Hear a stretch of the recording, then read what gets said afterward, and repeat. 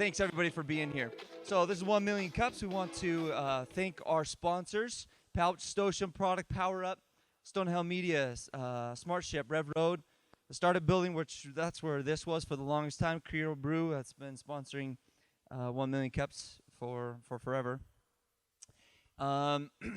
Please support our sponsors who support us. We appreciate what they do for us. We are going to have Mike Agrilius will be our first presenter this morning, and talking about his book that he has published. And because we had one of our presenters drop out last minute, so we want to be kind to Mike and thank him for stepping in last minute. And Mike, I'll turn the time over to you. Hey, thanks a lot. I kind of volunteered for this because I had done something similar to this before for a group of seniors down in St. George. I explained to them how easy it is these days to go ahead and do some self-publishing. And so it's a whole different ball game than it used to be back in the day. 40 years ago this year, I did my first little project, okay? I did a game called Count Your Blessings. Sometimes you can still find it at DI, okay? Count Your Blessings did really well. I sold like 50,000 of them, and I was excited to do that, and that was my first little entrepreneurial project, really. Since that time, I have done other projects. I've done other books and things like that. This is from my latest little book here. It's called Hear What's Here. It's a picture book, and it's got different little cute little things. Hear What's Here is it's a book of homophones. So words that sound the same have a different meaning and are spelled differently. I'll give you the entire book, less the definitions that are at the bottom of each page, okay? Here's how the book goes.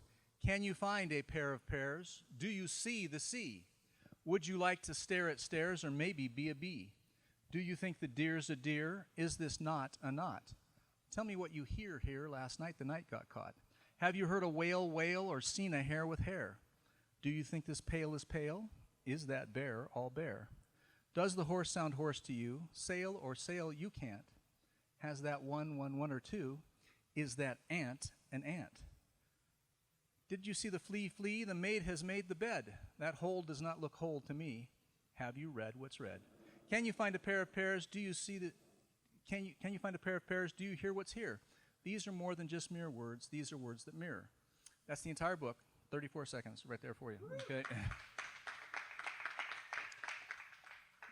But what I wanted to do is I wanted to get it out there. It was I was in the travel business for like 30 years on and off.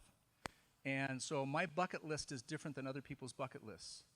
I didn't want to just travel around the world as I'm getting ready to, go into the sunset.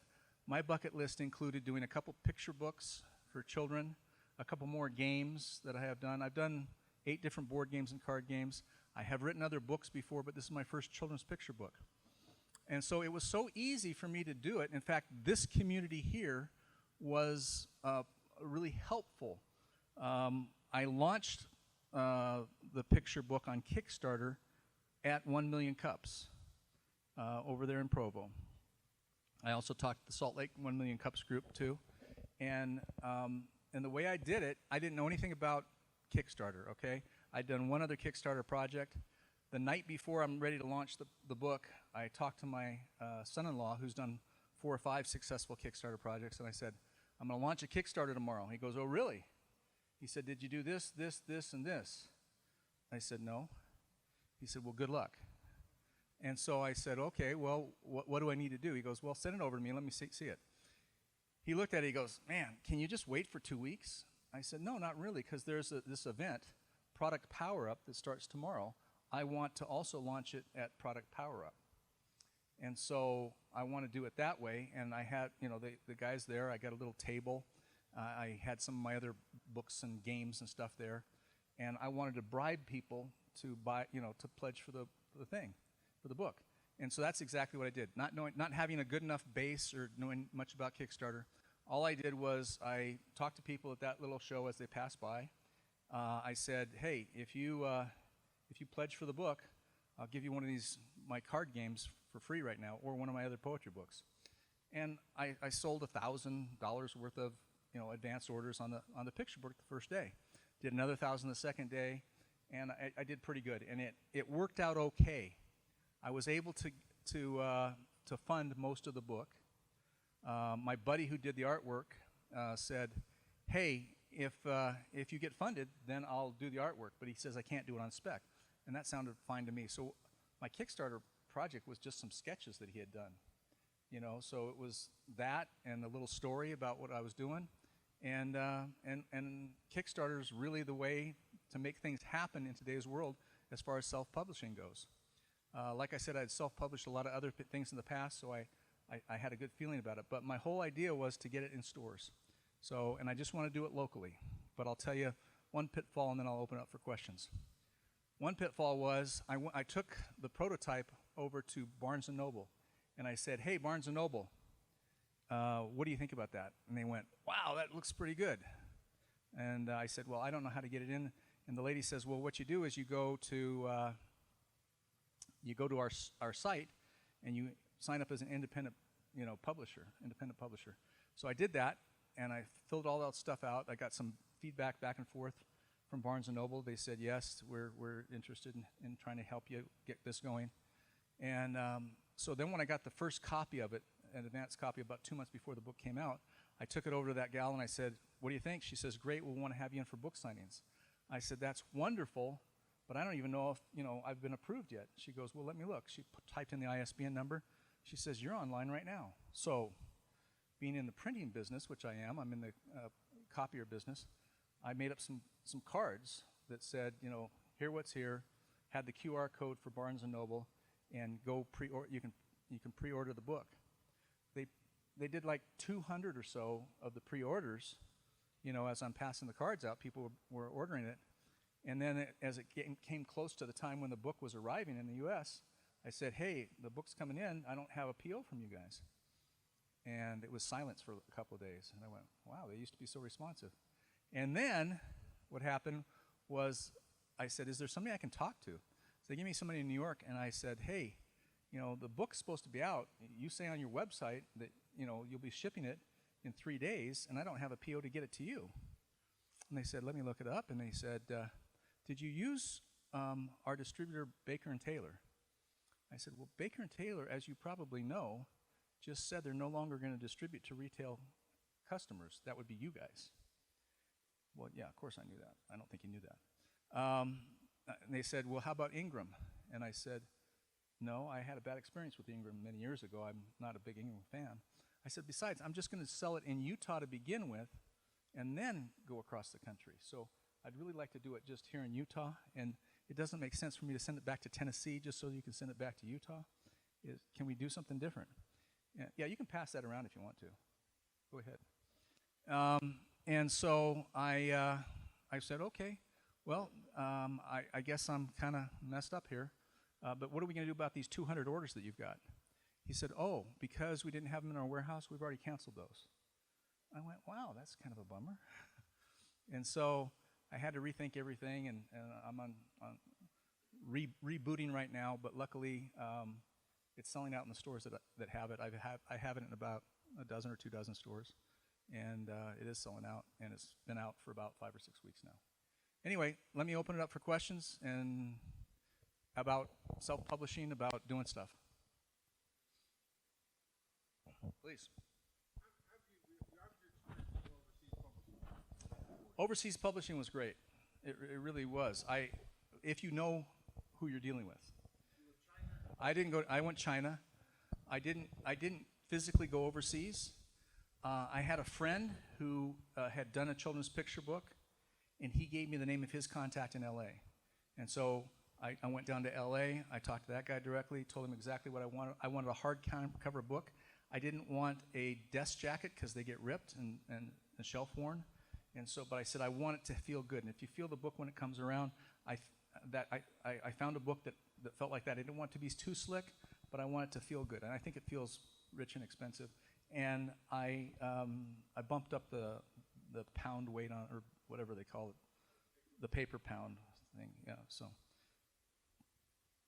Other questions about self-publishing? Okay, go ahead.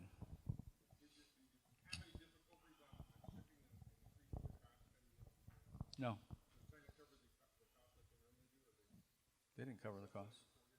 I was just given a cost of what it's going to be landed in Salt Lake. So if you don't have a microphone, then none of the people that are tuning in can hear you. So make sure if you're going to be asking a question that you wait for a microphone to come. Thanks. Yes. So your campaign, your Kickstarter campaign, Yeah. what was the amount that you needed to raise? Did you hit that? Yeah, I didn't want to go crazy with it. I'd only done one other Kickstarter project before, and it only raised like $1,500 or, I don't know, $2,000. So I didn't want to go crazy and not meet my goal. I figured I want to get at least what my minimum is, and then if I have to put in a couple $1,000 extra, I would do that, and that's exactly what I did. So I asked for $3,500. I think $3,500. I got $4,300. And so then I just kicked in another I think $3,000 more, because I wanted to print a certain number of books and get them out there. So then, to follow up that question, so Yeah. you had some sketches, some ideas that you That's put all on I had, yeah. the If you- Kickstarter If you look on my page? Kickstarter page, it's just really rudimentary. It really Okay. is. I mean, if it wasn't for the fact that my stepson did do some graphics that night before it launched, it would be really, really bad. But it was still rudimentary. Okay, so then that would be your recommendation if somebody wanted to publish some type of a novel, is give some type of description, a synopsis of it, Yeah, and you then can go for it, yeah. Yeah, a synopsis of what you're doing is fine. And I think it's more about the story, usually. It's the story, it's not so much about... I thought that I was going to luck out. My stepson did a game. It was called Walls. And what he did was, it was a game that came out of his Cub Scouts. He was the troop leader. And so what happened with Walls is he told that story about the Cub Scouts wanted to do this project as a merit badge kind of thing, game designer merit badge. And so that's exactly what they did, was they did this Walls game that was a game that also was a maze and would change every time you rolled the dice. Great idea, great concept. And so that story got picked up by a blogger while this Kickstarter project was almost completed. And in 2 days, they raised $30,000 because it got lucky with that blog thing. So I tried to do the same thing with this, with a Best Buddies thing, thinking that Best Buddies is a national thing, and they would pick it up. They didn't. So it was just whatever I did. So, please. So you've mentioned that this is a bucket list project. So what are your goals as far as revenue in that, and what kind of a margin are you getting from China? Yeah, and because it was a bucket list thing, I just wanted it done. And when it was done, and I had the physical book, I thought, okay, if I don't sell any more, at least I did it, you know. It wasn't a big deal. I would like to see it, do well. I have had wonderful reviews on Amazon from it. I have had lots of teachers. I just saw a teacher this morning over at BYU that is, and she's a librarian over in California because Education's Week is going on. And she said, man, if I was still in this position, I would recommend this book to all the elementary schools in California. I went, wow, that's pretty cool. So I've had good response, and so that's nice, and I hope it'll work, but I'm just a little guy. I don't know what I'm doing, really, but... So what are your goals with it, then? Do you want it to go to I would every love school to. in the I would love country? to see it in all the schools. I'd love to see it in all the libraries, and I would love to sell a few million copies. Maybe get picked up by a big publisher. Yeah. And what would that do for you financially? Would that You get know you in a what? position for a I'm not business worried to about. launch? I don't know about the financial stuff. I would love it if I made a few bucks off of it. Right now, my wife just wants me to break even on it. So. What would your... Can you hear me? Oh, never mind. Where are we at? So you said that Kickstarter is the, I think you even used the word, only way to self-publish? No, it's not the only way to Okay. self-publish. Not at all. Okay, you said it's a good way. Does it carry an advantage beyond just getting you money? Yeah, Gets the it's word like out? advertising for you. Okay. I mean, it's advertising ahead of the game. You know, it's pre-sales. it's advertising, it's proof of concept. If it's not going to fly, if you only get 10 orders on Kickstarter, it's probably not going to be a good project down the road. I think there's lots of advantages to it right now. I also think that back in the day when I did my games, I remember I had an order from Toys R Us. Okay, this was when Toys R Us was still solvent. Okay, all right, and they wanted 50,000 copies of my game.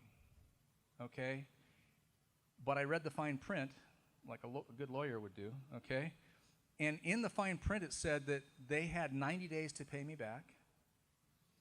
They expected to have $100,000 worth of advertising behind it, and if after 90 days they didn't like it anymore, and it wasn't selling, they could ship it back at my expense. They had absolutely no skin in the game at all. I was going to, have the whole burden. It was going to cost me $400,000 just to print the games up, and I said no thanks. I said I'd rather just sell a few thousand copies to the mom and pop stores and get paid rather than deal with Toys R Us. And I think it's helpful that I had gotten burned by Lionel Playworld before, when they had one of my games in there, and I never got paid from them for like $1,700–1,800, just for a couple stores in Utah. Am I done? Okay. Quick question: why haven't you started to reboot? In essence, your advertising, going through influencers. There's certain bloggers. There's a couple of huge mommy bloggers here in Utah that are. Yeah, I need to do that. I absolutely need to do that, but I have a real job, and so I have to do my real job too. I sell copiers and printers if anybody needs a copier or a printer, okay? I sell and lease them, all right? Yeah. Hey, Great. thanks. Thanks, Mike. We want to give Mike a round of applause. Last question. What can we as a 1 Million Cups community do for you? I knew that was coming because I've been here a lot of times. Okay. What you as a 1 Million Cups community can do for me is the next time you walk by a Deseret bookstore or a Siegel bookstore, go in and ask for Hear What's Here. They won't have it. You won't have to buy it. But go in and ask for it. Because right now, I have sold hundreds of thousands of dollars worth of products at Deseret Book. Val Bagley has sold more than $1 million worth of products through Siegel and Deseret Book. But we're not in either one of those, and I don't know why. It's because it's not an LDS book, I guess. But it's a good book. You're supposed to seek out of the best books. I'm thinking. That's just what I'm thinking. So if you go walking by a Deseret Book or a Siegel bookstore, please just go in and ask for Hear What's Here. You won't have to buy anything, but you'll do me a huge favor if you do that. Get enough people to ask for it, I think they'll pick it up. Thanks. If you want to buy it, you can buy it at the King's English. You can buy it at the Red Balloon Toy Store. You can buy it at the Children's Hour bookstore. You can do it on Amazon if you want to. Or you can buy it from me when I'm here, and I'll give you a good deal. Thanks. Thank you. Appreciate it. Wonderful. We want to thank Mike for stepping in there last minute. We want to thank RevRoad for the space and this venue and all of the support that they put behind it. You guys are awesome. We'll see. We're going to do a little raffle here on this, and we'll see. Let's see. We're going to turn the time over to Seth for a few announcements real quick. Hey, I'm Seth Robinson. I'm a business analyst here at RevRoad. I'm just going to announce RevU coming up on August 5th. It's going to be featuring Drew Major. He's one of the guys that turned around Novell, and he's currently the CTO at Sling TV. So we'll be interviewing him, and we'll also be also featuring one of our services that we provide here as well. So that's the first Thursday of every month. So that'll be the 5th of August and the first Thursday after that. Every Thursday from 4 to 5:30 here at RevRoad, we have a class called Rev Up, and that's one that I teach. And basically what we do is we go through lean startup principles kind of as a workshop to help people who are working on something, who do have a startup, how to validate your market and make sure you've got customers set up before you've spent a lot of money on product development. And so we go through that in very, very detailed steps so that you can get as much traction as you can without having to incur large capital costs. So if you're interested in that, you can come talk to me, or we typically do it in the conference room from 4 to 5:30. So thanks. All right. So RevRoad has an event at 10:30 in this space right after this. So if you want to talk to anybody, if you could do that for a few minutes and then head on out, because they've got an event right after. One other thing is we are going to give away this cup. And so the way we do that is having you guys go and log into the 1 Million Cups app, check in, and that's how we'll raffle this off. So go ahead, and if you could do that, that'd be great. Okay. Any other announcements from anybody in the group? Okay, great. Well, we're going to turn the time over to Natalie with Prepear. She has been so kind to step in last minute also, but we're really excited. My wife's excited for this. I passed this on. We were just walking around, and Amy was like, you guys got to check this out. So passed it on to my wife. We're really excited. So let's have Natalie come up. Give her a round of applause, please.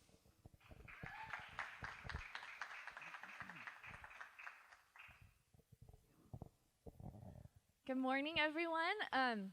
So we are a portfolio company here at RevRoad, and my company is called Prepear. And what we are doing is we are changing the way people use recipes online. Do I have a clicker? Oh, cool. Okay, so I'm just gonna really briefly kind of tell you guys what we're doing. Okay, so for those of you who may not cook at home or have experience with that, I found I'm looking out, most of you are male, and not to put a stereotype, but 95% of our users are women. And so maybe, you'll look at this and be like, oh, my wife would love this, or, but I want to tell you why it's relevant. So someone mentioned mommy bloggers. Well, the mommy blogger world, or what we call them is food bloggers, is a very big industry. And what you're looking at right now is the #1 chocolate chip cookie recipe on Google. So this particular food blogger, from this one recipe, just from advertising revenue, makes $14,000 a month. And so you can imagine, say like she has 1,000 recipes on her site, and any of them are on page 1 on Google, she's making some pretty good money. So this is an industry that is underrepresented. And so what we are doing is we are a platform company that represents food bloggers. We're building tools for food bloggers to grow their businesses. And we also are changing the way consumers use recipes. So this is just, there's a lot of problems in the food blogger business, and there's really no companies out there building tools for them. And so that is what we are doing. On the consumer side, with digital recipes, the space is really changing, and more people are moving from cookbooks and written recipes to consuming their recipes digitally. So the market is big. As far as food bloggers go, there's 100,000 food bloggers that create recipes, and the majority of their revenue comes from display advertising, like I showed with the chocolate chip cookie recipe. So they receive 1.9 billion page views per month on these food blogger sites. So they're not, people think mommy bloggers are just these little moms staying at home having fun. They're making good money, and they have a really big influence in the world. Also, the way privacy is changing on browsers with new regulations coming out of California, display advertising is going to be changing. And so that's also what we're working on, is creating a way for people to consume recipes so that they can still take advantage of the display advertising revenue. On the consumer side, the majority of our users have children in the house. There's 50 million households with kids under 18. These are the people who are cooking at home every day. And we also are connected with online grocery. and that industry is huge and growing. And 90 million Americans find their recipes online, and 60% of those 90 million are from food bloggers' websites. So, like I mentioned, we're building tools for food bloggers. The way people consume recipes online, one of the things consumers hate is all the display advertising, which is in conflict with how the content creators make their money. So we're kind of combining both of those worlds, so it's a good experience, but the food bloggers can still make money. So our business model, we have two, because we help food bloggers make money, and that's kind of our marketing driver, is we incentivize these food bloggers to bring their content and audiences, and then we rev share with them in a variety of ways. So we kind of consider ourselves a conglomerate of a bunch of different platforms. So we combine meal planning apps with analytic tools and recipe apps, and then social media and search engines all into one platform. This is kind of where our growth has been. We're bringing on food bloggers every single day. They love what we're doing, and they're really excited about it. And they have really big audiences that they're bringing with them. And let's see, what else do I want to talk about? This is our team. We have a really amazing team. I've been in the food publishing industry for 10 years. So I know food, I know recipes, and my team knows how to do all the rest of it.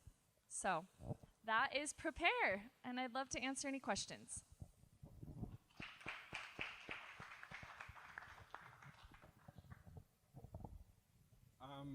Having been in the food industry before, right now your market's dropped about 70%. I mean, we were cutting checks for $100,000 from Nestle's to bloggers, and now we're cutting $10,000 checks when I left 3 years ago. So In what way? In essence, of influencers, because there's so many. You're talking. It's a saturated market. It's not as. This is what when we're spending money, we stopped spending money. Are you in the advertising business? My division, which was food in advertising for Nestle's, we stopped reimbursing huge amount of influencers by about 70%. But the market's still there. There's still got 1 billion bloggers. It's phenomenal business. I'm saying, have you looked at the changes in the market right now in what you're doing? Because there is some big changes where the big corporations saying we're not getting the bang for their buck that we got before, because there's so many bloggers now. So I think what you're talking about is more sponsored content. Yeah, they were sponsored content. Yeah, and that's completely different than what we're doing. And yeah, we have looked at that, and the way that's going is a lot of companies are saying, well, we're getting more bang for our buck with micro-influencers instead of paying some of these bigger influencers with huge audiences, right? So it's kind of a totally different market. The advertising revenue is continuing to increase a lot. The other So question, it's not I didn't decreasing see at all. anything about podcasting, anything that you're doing. And so my question was, that is the trend. That is, Google's adjusting, everybody's adjusting that. Apple just adjusted. So I didn't see any of your influencers looking into the podcasting market. Are you looking at that as a company to increase your revenue in the marketplace? No, not at all, because we're a digital app, and yeah, and so it doesn't fit in our business model, because what we're doing is people go to Google to find recipes, people go to Pinterest to find recipes. A podcast, it doesn't really fit with our business model right now. Can you tell us more about the monetization? So how are you receiving money, who from, and then how are the recipe creators receiving money, who from? I didn't catch that in your presentation. And then also you had a $5 million number, and it looks like you were at 20% of that. I'm wondering if you're really earning $1 million this year in 2019 or not, because that's really phenomenal. Yep, so we earn money a few ways. The first way is we offer a subscription, so consumers pay $99 a year to have premium content and not view ads on the platform. We also are connected with online grocery, and there's an affiliate revenue associated with that. Right now, we're just connected with Walmart. We started with them first. Our next store will be Amazon, and they both have pre-negotiated affiliate programs. And then we are about to turn on our own ads in-app on all recipes for free users, so that's another revenue stream.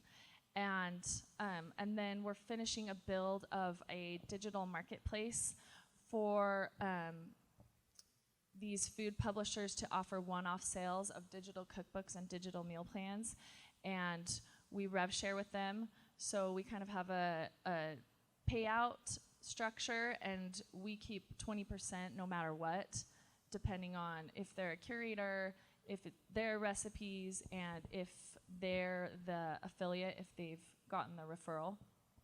And then your other question. Current revenue. Yeah, so our current MRR right now is about $40K a month.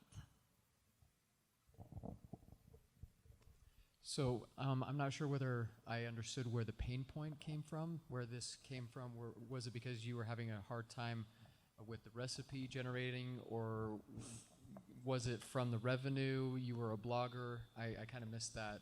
Wanted to get clarification. Yeah, so I started a food blog 10 years ago, and we created a subscription part of our business selling meal plans. And what we realized is that nobody wants to just eat one person's recipes. People want their own recipes. They want to try new recipes. And so that's kind of where Prepear was born, is the problems associated on the food blogger side of it, trying to grow a business. Most food bloggers, like I said, make money only from display advertising on their recipes. And so Prepear is a way to diversify their revenue sources on the food blogger side of it. And on the consumer side of it, the way digital recipes are consumed and used is not a good process.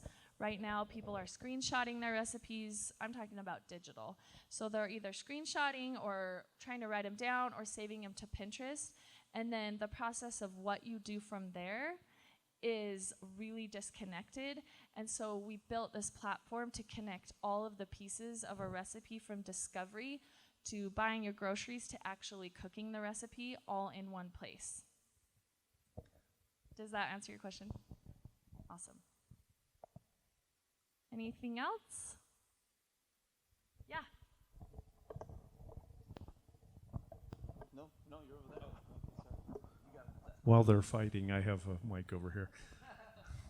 Oh, Right. there you are. I was looking at your app in the store, and just kudos that you are responding to a lot of the reviews there. I think that's outstanding.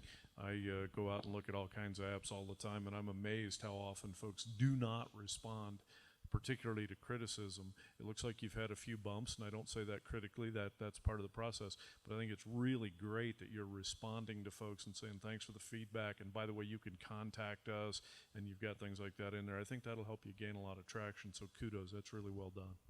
Thank you. And it's interesting you bring that up, because one of the things we have to balance is the swing between giving food bloggers what they want and giving consumers what they want.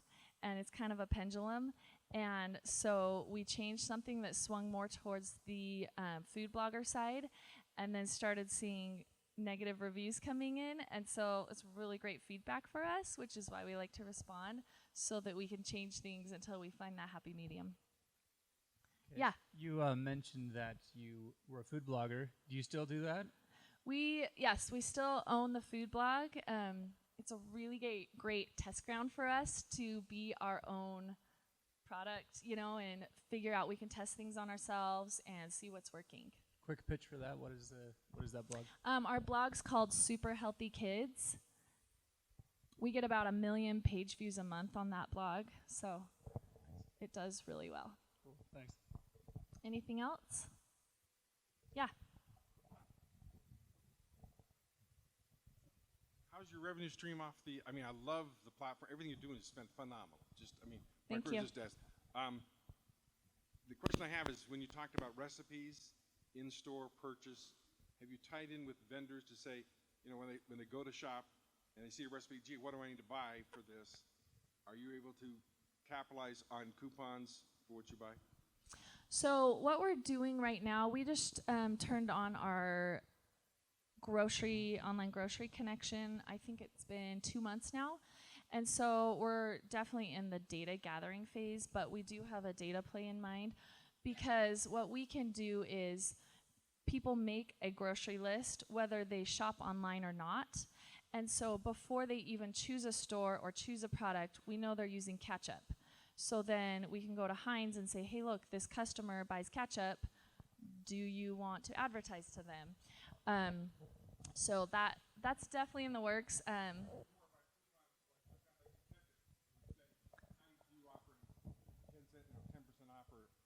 Do you offer a coupon that we can give to our customers as a gift for them using our app, and they purchase your brand? Yeah, totally. That's a great idea. I mean, there's literally a whole world of data and advertising that we'll be able to capitalize on. Awesome. Oh, sorry. I have one Yes. question. So, about your subscription model. So it looks like as a user, I pay $9.99 per month or $99 per year, and have access to all those recipes throughout the content.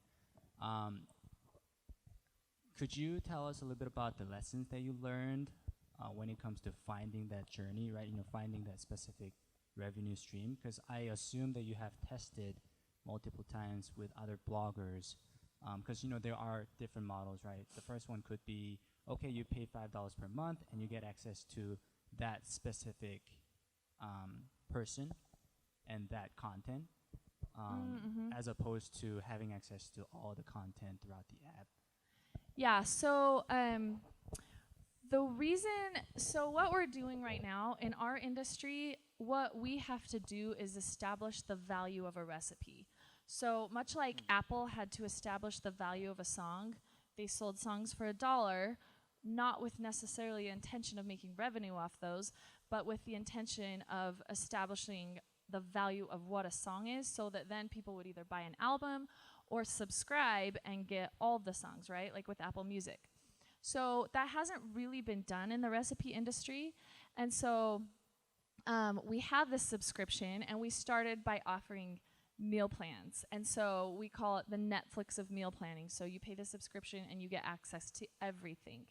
And what we found, though, is that meal plans aren't necessarily the value driver for a lot of people. And so what we're doing now is creating this marketplace where these content creators can create smaller digital cookbooks as low as $4.99. And we're really just trying to change the psychology of consumers. Like, okay, well, you can get this for $4.99 and this one for $9.99, or you can get all of them, and it doesn't matter, any publisher, any cookbook for $59 a year. So we're just trying to give the value of a recipe an anchor, and ultimately the subscription is where we want to take people to. But we've never tried giving access to only certain publishers, and mostly just because when you're a small team, we only have so many resources. But right now we have, I think, 75 food bloggers on, and it gets really complicated when you're paying $1 amount to only access certain people. And part of the advantage of being a platform is, well, I don't want just this person's recipes. I want any recipe I want from online and my own recipes. So that's kind of why we did it that way. Does that answer your question?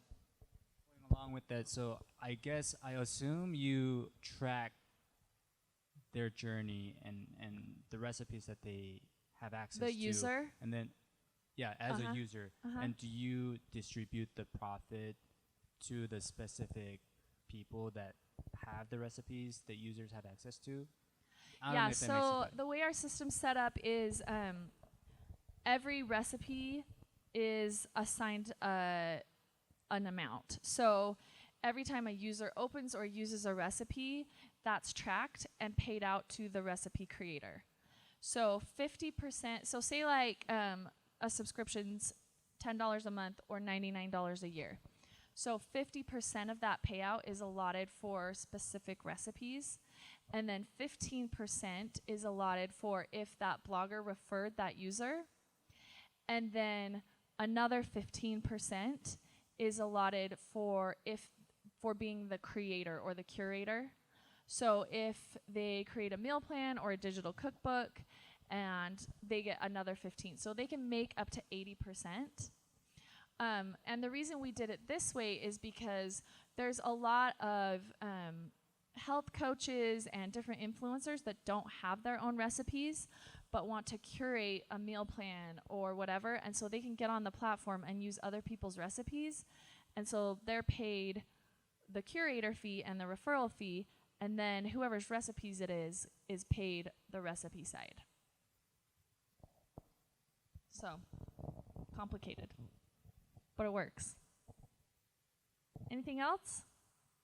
Okay. Wonderful. Thank you so much. Thanks, Natalie. One quick question before you step down. Yes. What can we as a 1 Million Cups community do for you and Prepear? We would love if you downloaded the app. It's free.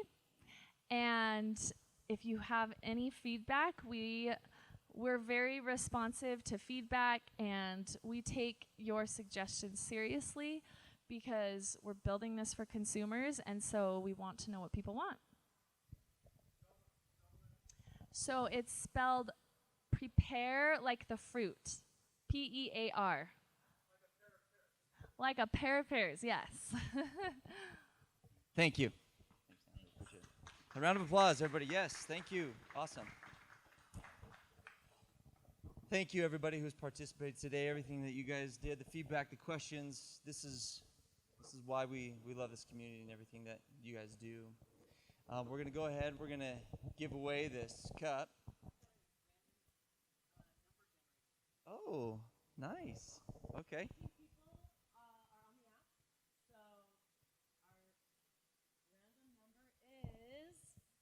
7, which means, drumroll. Thanks for humoring me. Okay, 1.